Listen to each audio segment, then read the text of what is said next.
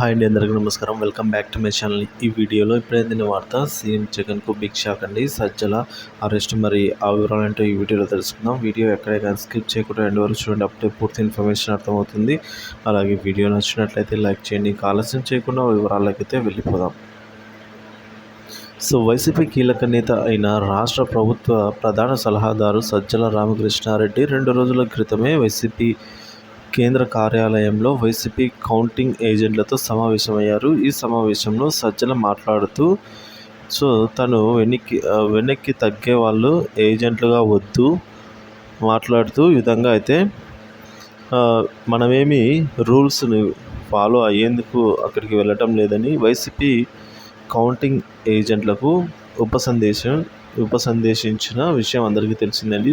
ఈ నేపథ్యంలో ప్రతిపక్షాలు సజ్జల వ్యాఖ్యలపై అయితే బగ్గుమంటున్నాయి. ఇప్పటికే సజ్జలపై టీడీపీ న్యాయవాది గుడిపాటి లక్ష్మీనారాయణ అలాగే పార్టీ నేతలు ఇచ్చిన ఫిర్యాదు మేరకు తాడిపత్రి పోలీసులు పలు సెక్షన్ల కింద కేసు నమోదు చేశారు.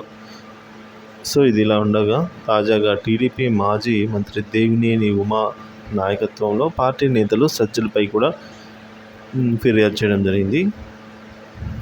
నిబంధనలు నియమాలు పాటించే వాళ్లకు ఎన్నికల కౌంటింగ్కు వెళ్ళొద్దు, టీడీపీ జనసేన కౌంటింగ్ ఏజెంట్ల మీద తిరగబడే వాళ్ళతో దెబ్బలాడే మాత్రమే కౌంటింగ్కు వెళ్ళాలని సజ్జల కౌంటింగ్ ఏజెంట్లకు సూచించడంపై చర్యలు తీసుకోవాలని టీడీపీ నేతలు ఈసీని అయితే కోరడం జరిగింది. ఈ విధంగా అయితే ఉందండి.